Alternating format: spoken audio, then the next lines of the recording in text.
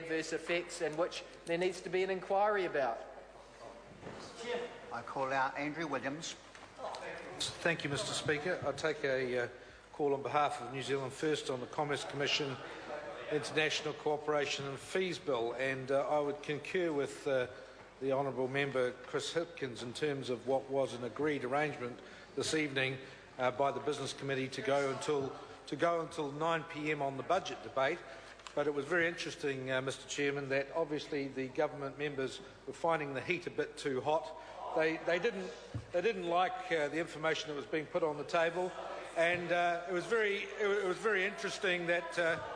the Superman Super Minister had to leave the House with a great deal of urgency because it was getting a bit too hot for him. But Mr Chairman,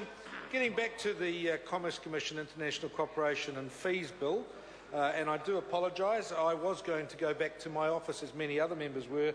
to get some of my speech notes for later in the evening, but as we were not given that courtesy to do that and this bill was brought forward,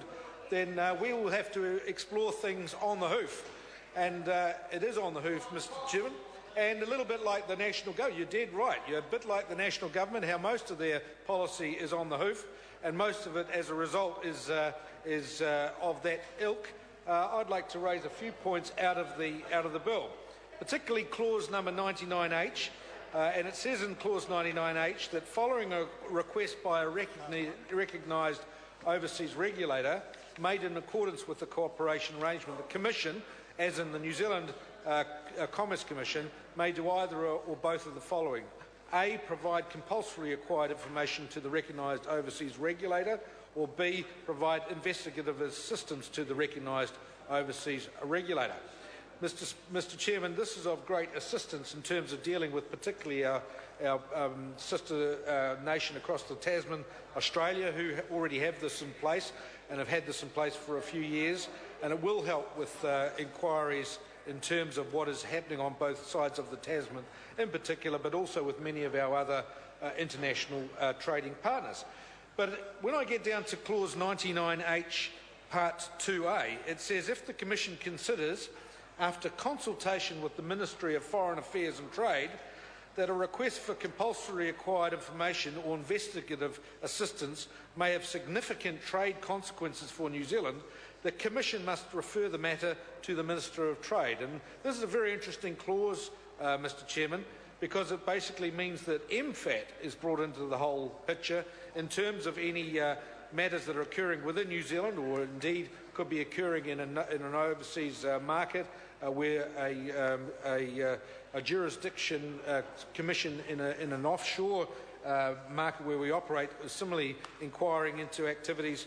perhaps of a New Zealand company or a company operating there that has interests in New Zealand as well. And so that is very interesting. And they, Mr Chairman, would be very interested in actually perhaps making sure that New Zealand does play by the rules and that we do operate by the rules and that we are certainly above board. And so, Mr Chairman, it might, for instance,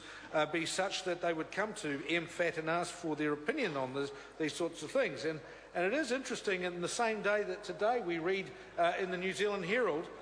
that the Ministry of Foreign Affairs was stripped of $6 million by the Minister, who happened to be the Minister for the Rugby World Cup, and he stripped $6 million out of the Ministry of Foreign Affairs to pay for Party Central for the National Party, Party Central on Queen's Wharf, to expand it into Captain Cook Wharf. And I think that's interesting, Mr Chairman, that the very body that could be providing assistance to the Commerce Commission to provide international information across to our Australian counterparts might actually be the same body that just had $6 million stripped out of it for other commercial activities to basically promote a Rugby World Cup. And so if you were an organisation in Australia and you were involved with bidding for the Rugby World Cup or running part of the Rugby World Cup, or you were a tenderer for the Rugby World Cup, or you were trying to perhaps maybe be a big player in the Rugby World Cup, you'd sort of start to question, is it fair play that the New Zealand side of things stripped $6 million out of their own Ministry of Foreign Affairs, just pulls it out of a hat, sends it across to Party Central to pay for the upgrade of a wharf? So it starts to sort of move into the area of how does New Zealand operate here? And Mr Chairman, more and more under this national government, we're starting to see some very shonky things happening. Very shonky things happening. And so I think before we start being the regulator and the government that is saying this is how you will play by the Mr. Speaker, Andrew Williams. this is how you will play by the rules, perhaps this government needs to reflect on itself and say, well, we will also abide by the rules and play by the rules, because we can't be judge and jury. We can't provide international information to our sister commerce commissions and our sister governmental organisations around the world if we ourselves are not squeaky clean, and if we ourselves are not providing something that is upfront and very clear and very transparent. And so, Mr. Chairman, I would just like to say that when I, as a New Zealander, see things such as pulling $6 million out of a Ministry of Foreign Affairs that is having something like $24 million stripped from it to remove our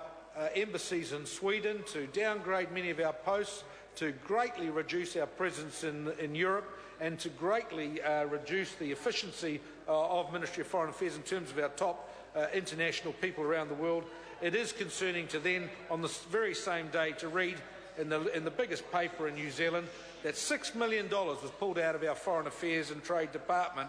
to go across to pay for the Rugby World Cup Party Central for the National Party. So I say to the Minister, let's get in behind this Commerce Commission cooperation. Let's be a genuine player on the world stage and be fair and equal to all, but let's make sure that back at home in our own backyard we play by the rules.